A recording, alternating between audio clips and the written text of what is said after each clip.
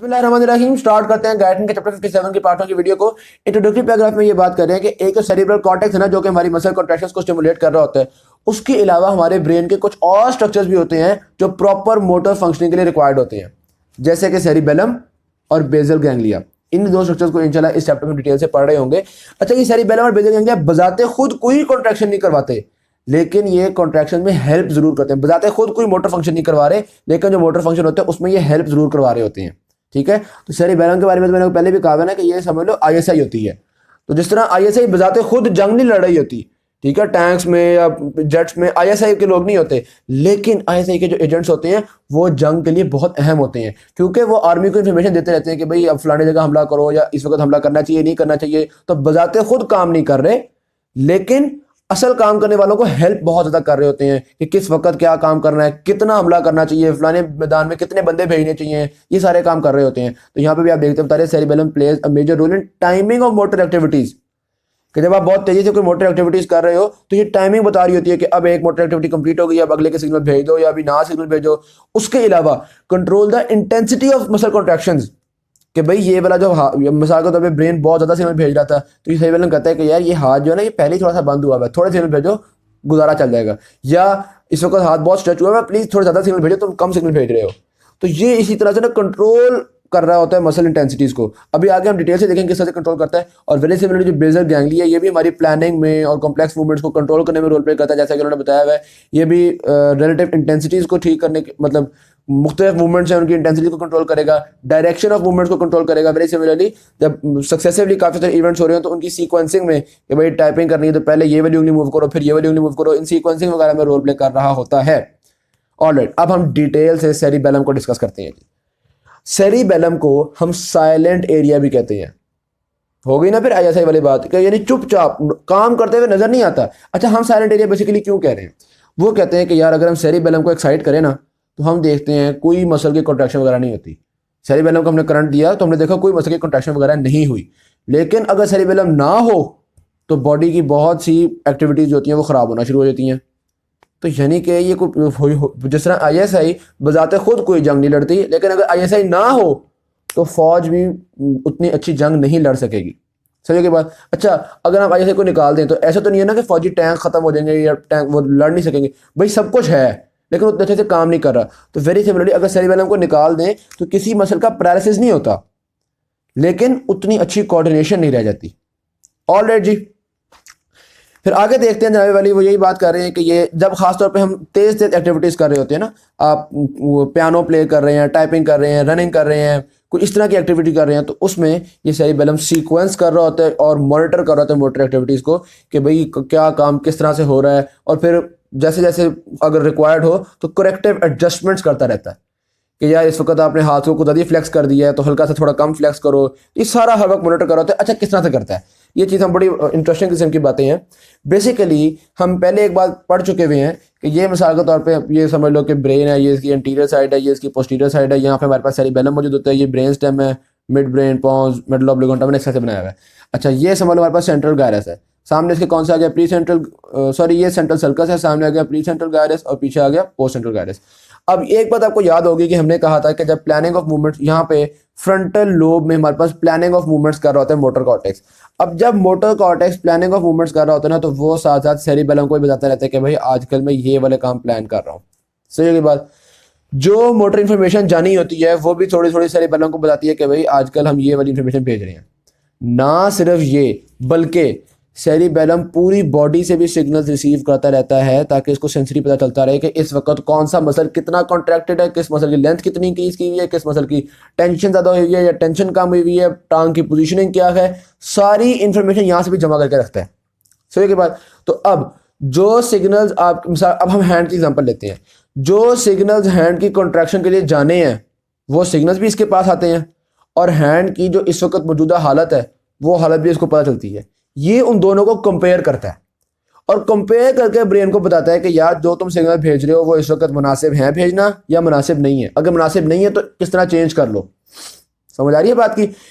अगर ये कह रहा है कि भाई मैंने हैंड को कॉन्ट्रैक्ट या मुक्का मारना है, सही की बात, तो ये काफ़ी ज़्यादा सारे सिग्नल भेज रहा था एक ज़ोरदार मुक्का मारने के लिए। सेरिबेलम बताता है कि यार हाथ तो ऑलरेडी काफ़ी खिंचा हुआ है, तो अगर तुमने जोर का मुक्का मारना ना तो पहले हाथ को पीछे करने की सिग्नल भेजो, फिर आगे करने की सिग्नल भेजो। ये कहता है अच्छा चलो ठीक है, ये फिर पीछे करने का और आगे करने के सिग्नल को सेंड कर देता है।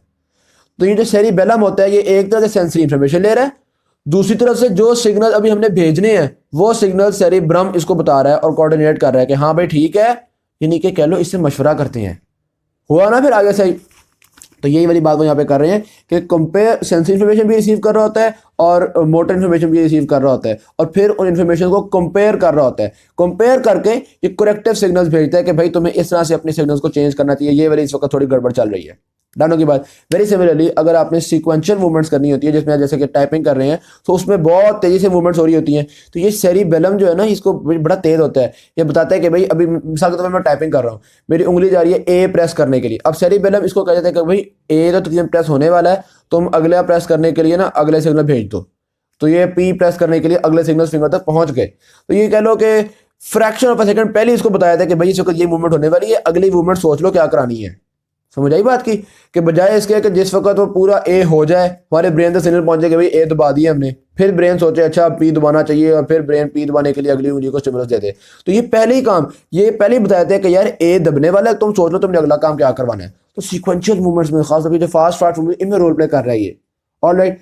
और फिर ये अपनी गलतियों से सीखता भी है, यानी कि एक बार उसने पूरी कोऑर्डिनेशन करवाई, कंपेयर किया, कंपेयर करने के बाद रिस्पांस हो गया, फिर चेक करता है कि यार रिस्पांस कैसा हुआ है, अगली बार उस रिस्पांस को बेहतर करने की कोशिश करता है। इसी वजह से हम कहते हैं कि practice makes a man perfect. जब हम बैडमिंटन खेलते हैं मिसाल के तौर पे, ये सेरिबेलम बता रहा होता है कि यार इस वक्त शटलकॉक आ रही है, आई से भी सेंसरी इन्फॉर्मेशन दे रहा है कि भाई शटलकॉक जो है वो इतनी दूर है, मेरा हाथ जो है वो इतना दूर है, तो भाई तुम ना हाथ को घुमाने का सिग्नल भेज दो। सिग्नल भेज दिया, सिग्नल भेजा, लेकिन हमने देखा कि वो शटलकॉक जो है वो नेट को लग गई। तो सेरिबेलम एक छोटी सी करेक्शन कर लेगा कि यार नेक्स्ट टाइम जब ऐसे आएगी ना शटलकॉक तो थोड़ा सा ऊपर रखना रैकेट। दोबारा ऐसे सिग्नल भेजेगा, फिर चेक करेगा कि यार नहीं ये तो बाहर चली गई। तो इस तरह से करेक्ट आहिस्ते आहिस्ते सीखता रहता है और अपने रिस्पांस को बेहतर करता रहता है। इसलिए जब आप एक गेम बार बार खेलते रहते हैं तो आपकी कई दफ़ा इतनी अच्छी मूवमेंट्स हो जाती हैं। अच्छा फिर आप देखें कई दफ़ा रिफ्लेक्स एक्शन भी डेवलप हो जाता है हमारा। हम कहते हैं ना यार इतनी टेबल टेनिस खेलना शुरू, या टेबल टेनिस खेलो, बैडमिंटन खेलो, इतनी खेलना शुरू कर दी, कई बार सोचा समझे बगैर ही आप शॉट लगा जाते हैं। तो वो सेरिबेलम बहुत अच्छा डेवलप हो चुका होता है, वो आपको सोचने से पहले ही वो फौरी तौर पर भेज देता है कि भाई इस तरह शटलकॉक आ रही है, ये सिग्नल भेजो, कड़ाक, काम बहुत अच्छा हो जाता है। तो यानी कि ये अपनी गलतियों से सीखता है और आहिस्ता आहिस्ता उनको बेहतर करता है। अब हम देखते हैं anatomical structure of cerebellum. Cerebellum एक तो बात हमने देख ली कि ब्रेन में यहाँ पे इस तरह से मौजूद होता है। अच्छा अगर मेरे पास एक प्रॉपर मॉडल तो नहीं था तो मैंने इसको खुद से मॉडल बनाया है। ये समझ लीजिएगा हमारे पास एक सेरिबेलम मौजूद है जो कि यहाँ पे, ये अगर पूरी खोपड़ी है ना तो इधर खोपड़ी पे इधर नीचे ऐसे लगा हुआ है। सीधे की बात अगर मैं आपको एक नेटर से भी डायग्राम दिखाऊं तो ये देखिएगा, ये एक सेरिबेलम है जो कि मैंने कुछ इस तरह से बनाने की कोशिश की है, इतना अच्छा तो मेरे से नहीं बन सका। और ये ब्रेन में ये देख रहे हो, ये अगर आपका पूरा ब्रेन है ना तो ये अभी हम साइड से देख रहे हैं ब्रेन को, तो ये आपको ये कटा हुआ नज़र आ रहा है, यानी कि सेरिबेलम इस तरह से लगा हुआ होता है, इसको काटा हुआ है तो यूँ ये वाला इसका क्रॉस सेक्शन नज़र आ रहा है। सही है की बात। आई वुड वंडर के अगर पीछे से ये भी आपको एक उन्होंने बेहतर इमेज दिखाई हुई है 3D में, थोड़ा सा आपको आइडिया हो जाएगा। अगर ब्रेन की कोई पीछे से पिक्चर होना तो उसमें आपको प्रॉपर आइडिया हो जाएगा सेरिबेलम किस तरह से होता है, लेकिन अब वो पीछे से पिक्चर मुझे पता नहीं कहाँ मिलेगी। ये देख रहे हैं आप, ये ब्रेन को हमने काफ़ी सारे स्ट्रक्चर्स को रिमूव किया हुआ है, तो जब हम ऊपर से देख रहे हैं ना तो हमें ये आधा सेरिबेलम नज़र आ रहा है। समझ में आ गई बात। अच्छा अब सेरिबेलम को हमने 3 लोब्स में डिवाइड किया हुआ होता है, एक होता है एंटीरियर लोब, एक होता है पोस्टीरियर लोब, और एक क्या होता है हमारे पास फॉक्यूलर नोडुलर लोब। अब ये बेसिकली मॉडल मैंने इसलिए बनाया था क्योंकि मुझे था कि अगर मैं ये मॉडल नाम लाता तो कई दफ़ा गाइटन में जो डायग्राम है उससे तो आप काफ़ी ज़्यादा कंफ्यूज हो सकते हैं। जैसे कि अब ये गाइटन में डायग्राम देखें ना, ये वो शो कर रहे हैं सेरिबेलम। अब इसमें वो कह रहे हैं कि ये एंटीरियर लोब है, ये पोस्टीरियर लोब है, तो आपको ऐसे लगेगा कि यार ये एंटीरियर को ये तो इन्फीरियर पोर्शन को एंटीरियर लोब कह रहे हैं, और सॉरी सुपीरियर पोर्शन को एंटीरियर लोब कह रहे हैं, और इन्फीरियर पोर्शन को पोस्टीरियर लोब कह रहे हैं। अब ये जो व्यू है, ये पता है कौन सा व्यू है? सर को बैक साइड से देखा जा रहा है, यानी ये सेरिबेलम है तो हम यहाँ से देख रहे हैं, यानी कि ये अगर हमारे पास सेरिबेलम है तो इसको हम यहाँ से देख रहे हैं बैक साइड से। अब जब आप बैक साइड से देख रहे होंगे तो अब मैं देखो इस तरह मैंने पिक्चर खींच ली मिसाल के तौर पे। अब ये जो एंटीरियर था पोर्शन, ये आपको थोड़ा ऊपर तक नजर आ रहा है ना, सुपीरियर लोब कह देंगे आप इसको, इसको कहेंगे पोस्टीरियर लोब। ठीक है की बात। तो अब मैं आपको प्रॉपरली अगर दिखाऊं तो ये आप देख सकते हैं, ये मैंने लाइन ड्रॉ की है, एंटीरियर लोब सामने वाला हो गया, पीछे ये सारा ये जो ये वाला सारा लोब है ये हो गया हमारे पास पोस्टीरियर लोब, और इधर नीचे वाली साइड पे यूं करके समझो लगा हुआ होता है हमारे पास फॉक्यूलो नोडुलर लोब।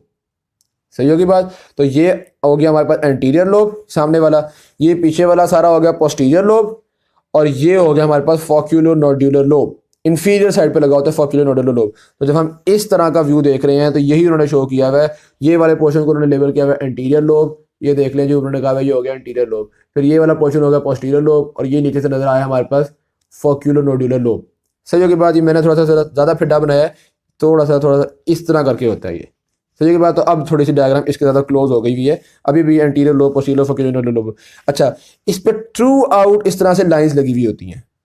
अब वो वाली लाइंस तो मैं यहाँ पे शो नहीं कर सकता था। ऑल राइट और लेफ्ट साइड के दरमियान में ये जगह आप देख सकते हैं, ये जो आपके पास निकला हुआ है ये, इसको हम नाम देते हैं वर्मिस। सही की बात। ये दरमियान में क्या निकला हुआ है वर्मिस, और वर्मिस की दोनों साइडों पे शैलो ग्रूव्स होते हैं, यानी थोड़े से गहरे ग्रूव्स होते हैं। मैंने कुछ ज़्यादा गहरे बना दिए हैं और कुछ ज़्यादा चौड़े बना दिए हैं, हकीकत में इतने चौड़े नहीं होते, लेकिन शैलो ग्रूव्स दोनों साइड पे मौजूद होते हैं इसके। अच्छा, ये हो गया वर्मिस, उसके दूसरे पे शैलो ग्रूव्स हैं हल्के हल्के से। फिर ये वर्मिस के बिल्कुल साथ जो जगह आती है उसको हम नाम देते हैं भाई इंटरमीडिएट जोन। जिस तरह समझ लो कि ये हमारे पास वर्मिस था, फिर ये वाला हो गया इंटरमीडिएट जोन, और बाकी फिर जो लैटरल साइड पर रह जाती हैं ये होती है हमारे पास लेटरल जोन्स। तो हमने पहले सेरिबेलम के लोब्स पढ़े हैं, फिर सेरिबेलम की जोन्स पढ़ी हैं।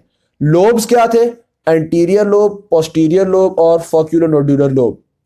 और जोन्स किस तरह से हैं? जोन्स राइट लेफ्ट को डिस्टिंग्विश कर रही होती हैं, vermis, intermediate zone, lateral zone. सबसे बड़ी बड़ी ये लेटरल जोन है हमारे पास। यहाँ तक बात समझ में आ गई जी। अब यहाँ भी सेरिबेलम का वो आपको एक सामने से व्यू दिखा रहे हैं, जिसकी वजह से वो आपको अजीब सा नजर आ रहा है। ये दरमियान में वर्मिस वाली जगह नजर आ रही है, फिर ये इंटरमीडिएट जोन नजर आ रही है, फिर ये आपके जो है वो लेटरल जोन है। यहाँ पे भी आप देख सकते हैं रेड कलर का वर्मिस है, फिर ब्लू कलर की इंटरमीडिएट जोन है, और फिर साइडों पे आपके पास लेटरल जोन मौजूद है। ऑलराइट जी, हमारे पास टोपोग्राफिकल रिप्रेजेंटेशन। आपको याद होगा जब हमने मोटर कॉर्टेक्स पढ़ा था तो हमने कहा था कि बॉडी के मुख्तलिफ पार्ट्स को कंट्रोल करने के लिए ब्रेन के मुख्तलिफ एरियाज होते हैं। जिस तरह मिसाल के तौर पे ये वाला जो बॉडी ब्रेन का ये वाला हिस्सा जो है, ये माउथ को कंट्रोल करेगा, ये फेस को कंट्रोल करेगा, ये हैंड को कंट्रोल करेगा, ये बाजू को कंट्रोल करेगा, ये ट्रंक को कंट्रोल करेगा, ये पाँव को कंट्रोल करेगा, ये लेग को कंट्रोल करेगा। तो ये आपके पास टोपोग्राफिकल रिप्रेजेंटेशन होती है पूरी बॉडी की। वेरी सिमिलरली सेरिबेलम के अंदर भी एक टोपोग्राफिकल रिप्रेजेंटेशन होती है। सो के बाद रेड न्यूक्लियस में भी हमने डिस्कस की थी टोपोग्राफिक रिप्रेजेंटेशन होती है। प्राइमरी मोटर कॉर्टेक्स के अलावा प्री मोटर कॉर्टेक्स में भी टोपोग्राफिक रिप्रेजेंटेशन थी, बहुत सी जगह पे होती है। इसमें क्या टोपोग्राफिक रिप्रेजेंटेशन है? जो दरमियान वाला हिस्सा होता है ना, जिसको आप कहते हो वर्मिस, ये कंट्रोल कर रहा होता है आपके बॉडी के भी दरमियान वाले हिस्से को, एक्सिस ऑफ द बॉडी को। यानी अगर ये मैं एक बंदा ड्रॉ करूं तो ये जो इसका दरमियान वाला हिस्सा है ना, जिसमें इसका नेक आ गए हैं, शोल्डर आ गए हैं, फिर ट्रंक आता है, एब्डोमेन आता है, हिप्स आती है, ये सारा जो पोर्शन है ये कंट्रोल कर रहा होता है हमारे पास वर्मिस वाली जगह, सेरिबेलम का भी दरमियान वाला हिस्सा।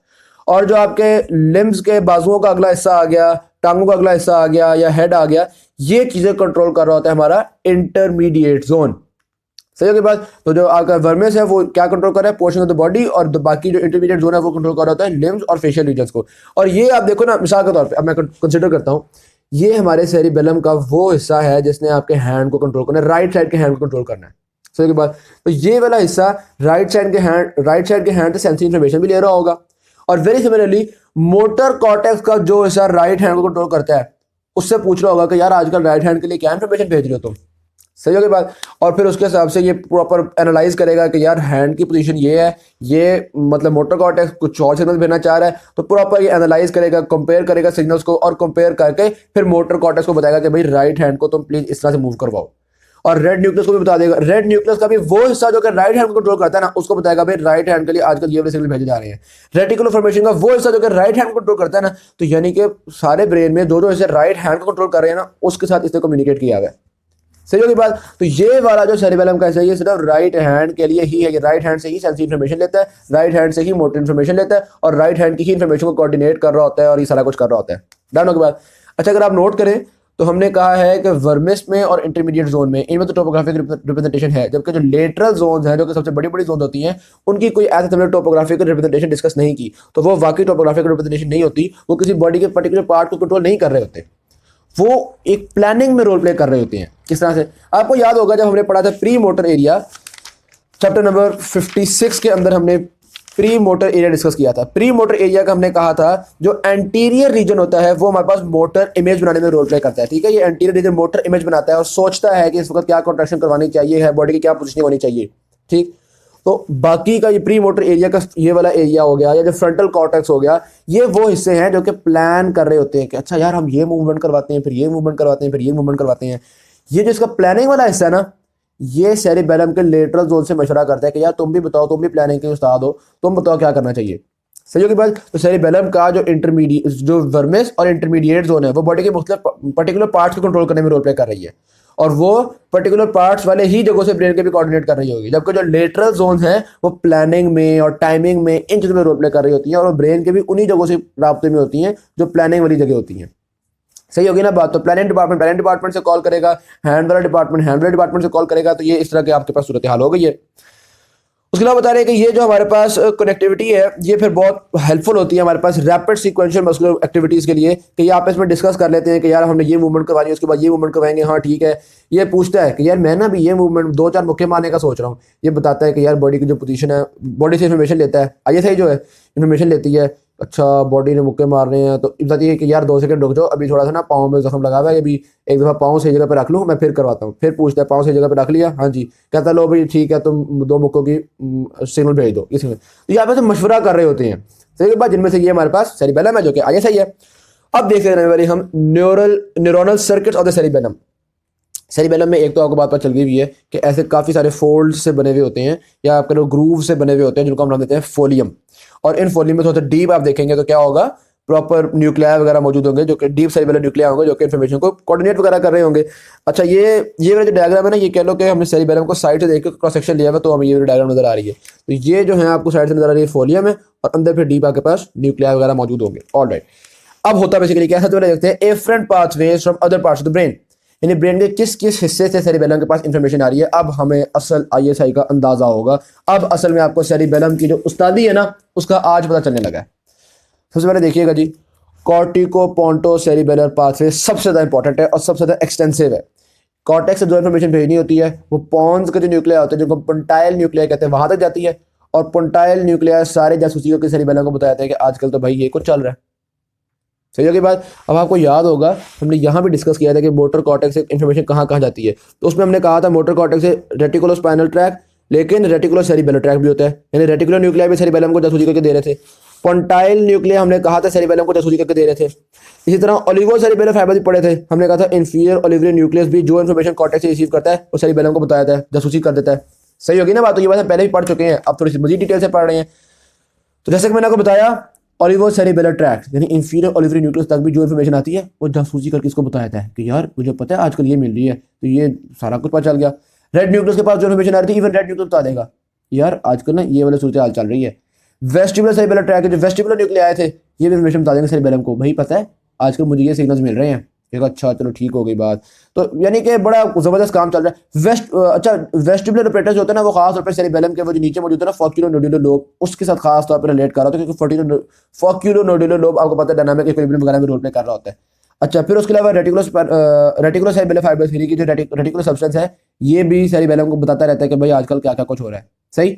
अभी तो हमने देख लिया कि सेरिबेलम जो है वो ब्रेन से कहाँ कहाँ से सिग्नल हासिल कर रहा है, यानी फौज जो असल काम करने वाली चीज़ है उससे पूछता वगैरह रहता है कि भाई तुम लोग आजकल क्या कर रहे हो, कहाँ पे महाज जा रहे हो, क्या है क्या नहीं है। उसके अलावा ये बाकी मुल्क में आम लोगों की भी तो सूरत का पता लगाए रखता है ना कि यार कहाँ पे लोग हैं, कहाँ पे अफरा तफरी है, ये वो सारा कुछ। तो अब हम देखते हैं कि बॉडी में से मुख्तलिफ कौन कौन सी जगहों से ये इन्फॉर्मेशन लेगा। तो efferent pathways from the periphery, 2 तरह के पाथवेज होते हैं जो कि हमारी स्पाइनल कॉर्ड से आ रहे होते हैं सेरिबेलम में। नंबर 1 होते हैं डॉर्सल स्पाइनोसेरिबेलर ट्रैक्ट्स, दूसरे होते हैं वेंट्रल स्पाइनोसेरिबेलर ट्रैक्ट्स। डॉर्सल से नाम से ज़्यादा बैक साइड पे होंगे, डॉर्सल साइड पे होंगे हमारी स्पाइनल कॉर्ड के। तो ये आप देखते हैं स्पाइनल कॉर्ड में, ये बैक साइड पे ये हमारे पास जो पीछे पीछे बन रहे हैं ना, ये वाले ये हैं डॉर्सल स्पाइनोसेरिबेलर ट्रैक्ट। ये बहुत रैपिडली इन्फॉर्मेशन को लेकर जाते हैं, क्योंकि हमारे स्पाइनल कॉर्ड के जो पीछे वाले हिस्से होते हैं जो कि सेंसिटिव इन्फॉर्मेशन के लिए होते हैं, वो आपको पता है कि इन्फॉर्मेशन को बहुत रैपिडली लेकर जाते हैं। बल्कि हमारे नर्वस सिस्टम में अगर कहा जाए कि सबसे तेज पाथवे होते हैं, तो इसमें कोई गलत बात नहीं होगी।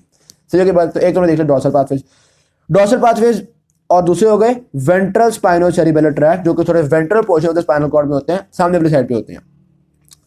ये जो डॉर्सल स्पाइनोसेरिबेलर ट्रैक होते हैं ना, इनकी टर्मिनेशन वगैरह देखिएगा। अच्छा अब यहाँ पे सेरिबेलर पोडंकल का आपको पता होना चाहिए क्या होता है। बेसिकली हमारा जो सेरिबेलम होता है ना, उसके आपके ब्रेन स्टेम के साथ कनेक्शंस भी होते हैं। मतलब ये आपके पास सेरिबेलम है, ये हमारे पास ब्रेन स्टेम है। तो अगर हम सामने वाली साइड से देखें, ये ब्रेन स्टेम है, ये पीछे पड़ा हुआ है सेरिबेलम। तो यहाँ पे मिसाल के तौर पे एक कनेक्टिंग पाथवे होगा इन दोनों को कनेक्ट करने वाला, उसको कहते हैं सुपीरियर सेरिबेलर पोडंकल, फिर मिडल सेरिबेलर पोडंकल, फिर इंफीरियर सेरिबेलर पोडंकल। ठीक है, तो ये पोडंकल आप कह लो 3 सेरिबेलम की एंट्रीज हैं। सही होगी बात। तो अब हम देखते ही हैं कि जो हमारे पास होता है ना dorsal spinocerebellar tract, dorsal spinocerebellar tract inferior cerebellar peduncle से जाता है और वर्मिस और इंटरमीडिएट जोन तक इंफॉर्मेशन को पहुंचा देता है। ये आप देख सकते हैं, डोर्सल स्पाइनोसेरिबेलर ट्रैक जो था वो इंफीरियर पोडंकल से गया, जिस साइड पे गया उसी साइड के वर्मिस को और इंटरमीडिएट जोन को इसकी इंफॉर्मेशन पहुंचा दी। ये तुम्हारे पास एक जासूस हो गया जो कि आम आवाम के हालात सेरिबेलम को बताता रहता है, आईएसआई को बताता रहता है। सही। तो दूसरे आपके पास वेंट्रल स्पाइनोसेरिबेलर ट्रैक थे। वेंट्रल स्पाइनोसेरिबेलर ट्रैक सुपीरियर पोडंकल से जाते हैं और एक साइड का ट्रैक दोनों साइड के सेरिबेलम को इन्फॉर्मेशन पहुंचा देता है। तो ये आप देख सकते हैं, अभी हम सिर्फ इस साइड से ओरिजिनेट होने वाली इन्फॉर्मेशन की बात कर रहे हैं। तो इस साइड से जो वेंट्रल स्पाइनोसेरिबेलर ट्रैक था उसने अपनी तरफ के सेरिबेलम को भी बता दिया कि क्या हो रहा है, और उसने दूसरी साइड के सेरिबेलम को भी बता दिया क्या हो गया। अब ये वाला है देखो ना, सुपीरियर पोडंकल से सेरिबेलम में दाखिल हुआ, सेरिबेलम की उस साइड को भी बता दिया कि भाई इस वक्त बॉडी में ये सूरत हाल चल रही है, और दूसरी साइड को भी बता दिया कि बॉडी में ये सूरत हाल चल रही है। दोनों की बात। तो ये दो तरह के ट्रैक्स होते हैं जो सेरिबेलम तक इन्फॉर्मेशन को ला रहे होते हैं। अब देखते हैं कि ये दोनों ट्रैक्स कौन कौन सी इन्फॉर्मेशन लेके आते हैं। लो जी, ये जो डोर्सल ट्रैक है ना, ये तो क्योंकि बहुत फास्ट होता है तो ये तेज इन्फॉर्मेशन जो हमें हर वक्त रिक्वायर्ड होती है, भाई मसल की लेंथ कितनी है, मसल की टेंशन कितनी है, ये सारी इन्फॉर्मेशन डोर्सल स्पाइनोसेरिबेलर ट्रैक लेके जा रहा होता है। सही होगी बात। और ये जो वेंट्रल स्पाइनोसेरिबेलर ट्रैक है ये इतना होशियार होता है, बेसिकली यही वो ट्रैक था जो मुझे इतना ज़बरदस्त जासूस लगा था कि मैंने फैसला कर लिया था कि भाई सेरिबेलम तो आईएसआई है। ये इस जैसा जासूस भाई, मतलब ये तो पूरा मैक्सिमम खुफिया काम करता है। ये करता है बेसिकली क्या है, देखो जनाब, यहाँ से आपको समझाता हूँ। पहले बॉडी में क्या हो रहा है, इस सब की इन्फॉर्मेशन हमारे सेरिबेलम को आ रही है, सेंसरी इन्फॉर्मेशन पता चल गई है सेरिबेलम को। सही होगी बात। मोटर कॉर्टेक्स ने क्या सिग्नल्स भेजने हैं, उसने सेरिबेलम से मशवरा किया था कि भाई मैं क्या सिग्नल भेजूं, उसके मुताबिक सेरिबेलम ने कहा था कि हाँ ठीक है तुम ये सिग्नल भेज दो।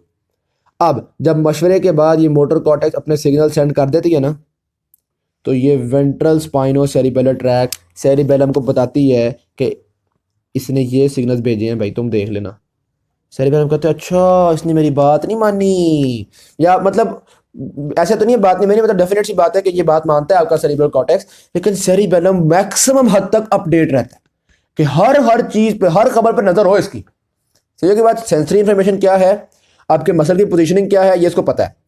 ब्रेन क्या सोच रहा है मसल को पैगाम भेजने का, ये भी इसको पता है। और ब्रेन ने क्या पैगाम भेजा है वो भी इसको पता है। यानी अभी मसल की कॉन्ट्रैक्शन स्टार्ट नहीं हुई, लेकिन सेरिबेलम को पता चल गया कि भाई आने वाले माइक्रो सेकंड में मसल की ये कॉन्ट्रैक्शन होगी, क्योंकि इसको सिग्नल मिल चुके हुए हैं कि भाई मसल को कॉन्ट्रैक्शन करवाने के लिए ये वाला पैगाम भेजा है ब्रेन ने। अच्छा, फिर कई दफा आपको पता है कुछ मसल स्ट्रेच रिफ्लेक्स वगैरह में स्पाइनल कॉर्ड भी मसल्स को पैगाम भेजती है, तो मसल को जो भी पैगाम भेजेगा उसकी जासूसी हो जाएगी और वो पता चल जाएगा सेरिबेलम को कि भाई इस वक्त मसल के पास क्या पैगाम जा रहा है। तो यानी कि मसल को जो भी मोटर इंफॉर्मेशन जा रही है, जो भी मोटर सिग्नल्स जा रहे हैं, उसका हमारे सेरिबेलम को इदराक होता है और ये लेके जाते हैं वेंट्रल स्पाइनोसेरिबेलर ट्रैक। इसको हम नाम देते हैं इफरेंस कॉपी। जो भी इफरेंट सिग्नल्स आ रहे थे हमारे मसल के पास, उसकी पूरी एक फोटोकॉपी करके हम सेरिबेलम को बताया था कि भाई ये सूरत चल रही है। सही के बाद इसी वजह से तो ये कोऑर्डिनेशन में इतना अच्छा काम कर पाता है कि अभी उंगली की मूवमेंट इसको पता। अगर ब्रेन सोच रहा होना कि यार इस उंगली को मैं यूं मूव करवाता हूं, तो ये कहेगा यार अभी तो तुमने ये सिग्नल भेजे हुए हैं, थोड़ी देर बाद तो उंगली कॉन्ट्रैक्ट होने वाली है, अभी ना काम करना ऐसा। तो इसको जो थोड़ी देर बाद उंगली करने वाली ना, वो भी पता चल जाता है, क्योंकि ये फुल जासूस इसने भेजा हुआ है कि यार ये ब्रेन मेरे से मशवरा तो घंटे से लगा हुआ था क्या करना चाहिए। अब मशवरा करने के बाद इसने जो सिग्नल भेजे हैं जरा बताओ तो क्या सिग्नल भेजे हैं, तो ये फट इन्फॉर्मेशन पहुंच जाती है। तो भाई ये तो मुझे बहुत ही इंप्रेसिव किस्म का जासूस लगा था।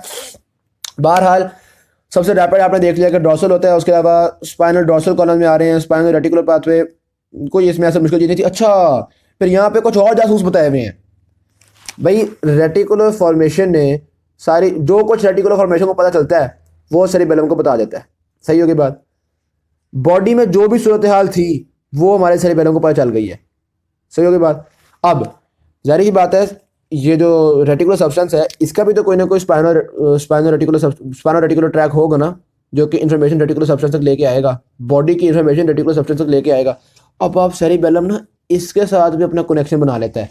सेरिबेलम कहता है रेटिकुलर सब्सटेंस को जो पता चलता है मुझे बताता है। सही होगी बात। सेरिबेलम के पास रेटिकुलर सब्सटेंस के पास तुम इन्फॉर्मेशन लेके आते हो ना, यार तुम ना मुझे भी जरा बता दिया करो कि तुम क्या इन्फॉर्मेशन लेके आ रहे हो, ताकि मुझे पता चल जाए कि ये मेरे से सच बोल रहा है कि झूठ बोल रहा है। मतलब बंदा सेरिबेलम से कहे यार इतने कनेक्शन तुमने बना छोड़े हैं।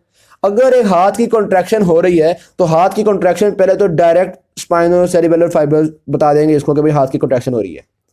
फिर ये कहता है अच्छा मेरे जासूस है तो मुझे बता दिया है, जो रेटिकुलर सब्सटेंस का जासूस है मैं उससे भी पूछता हूँ कि भाई तुम क्या मालूमात लेके आए हो। फिर जब मालूमात लेकर रेटिकुलर सब्सटेंस के पास पहुंच जाता है तो फिर रेटिकुलर सब्सटेंस से पूछता है कि भाई तुम्हारे जासूस है तुम्हें क्या बताया, वैसे बाजार बताओ तो सही। कितना सियाना है ना, उसके जासूस से पहले ही पूछ लिया था इसने, लेकिन फिर इससे भी पूछता है।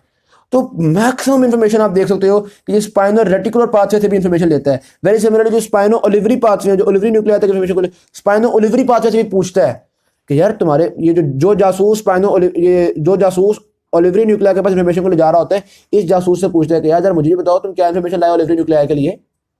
फिर उसके बाद ओलिवरी न्यूक्लिया से भी पूछ लेते हैं कि भाई बताओ तुम्हारे पास क्या इंफॉर्मेशन पहुंची है।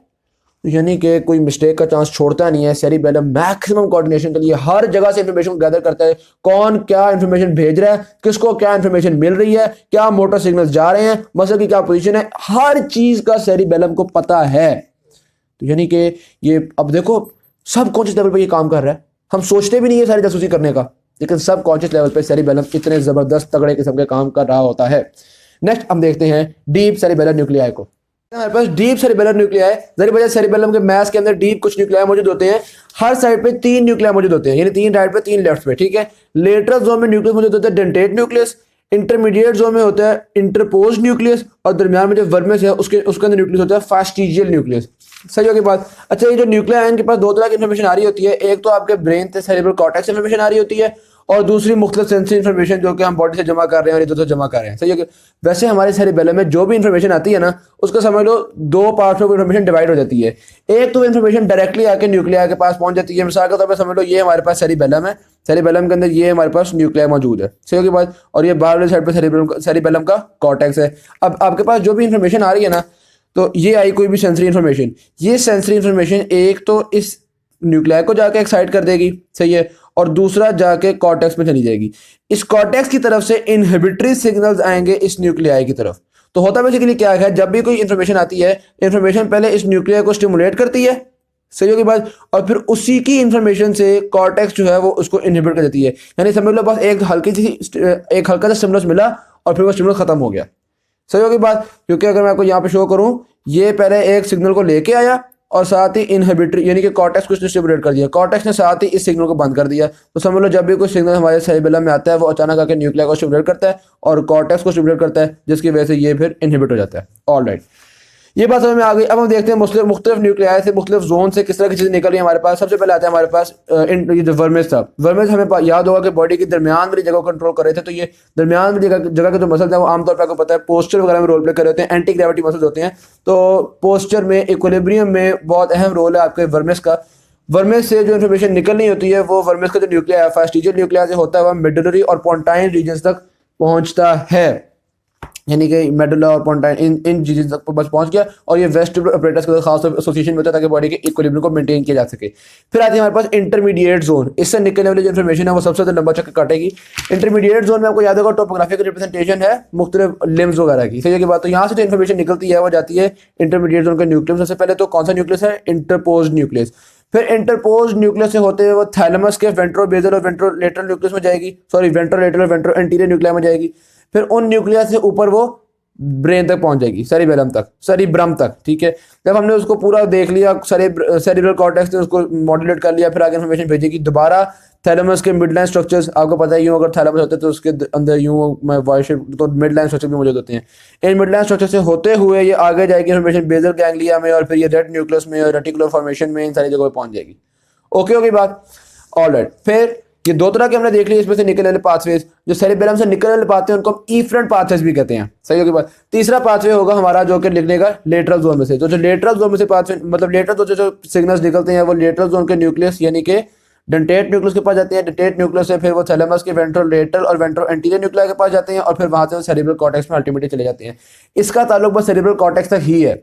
जो इंटरमीडिएट जोन थी ना उसके तो सिग्नल सेरिब्रल कॉर्टेक्स तक गए थे, फिर वापस आए थे basal ganglia, red nucleus, reticular, पूरा हमने बताया था कि भाई हम हाथ को यूं मूव करवाना चाह रहे हैं। रेड न्यूक्लियस को भी बताया था, सबको बताया था कि हम हाथ को कुछ इस तरह से मूव करवाना चाह रहे हैं या जिस भी चीज़ को मूव करना चाह रहे हो, ठीक है। जबकि जो लेटरल जोन है वो आपको याद होगा ये सिर्फ प्लानिंग में रोल प्ले कर रही होती है। तो इसका कनेक्शन सिर्फ आपके सेरिब्रल कॉर्टेक्स तक ही है, ताकि हम बस आपस में एक दूसरे से मशवरागिरी कर लें कि यार हाँ भाई बताओ भाई क्या चल रहा है, बहुत सही सही चल रहा है, हाँ जी सही चल रहा है। तो बस ये आपस में मशवरागिरी में रोल प्ले कर रहे होते हैं, बाकी सबको बताने की जरूरत नहीं कि क्या प्लानिंग हो रही है। ठीक होगी बात, यहाँ तक पार्ट 1 की वीडियो खत्म होती है। थैंक यू, वीडियो अच्छी लगी कीजिएगा, चैनल को सब्सक्राइब कीजिएगा।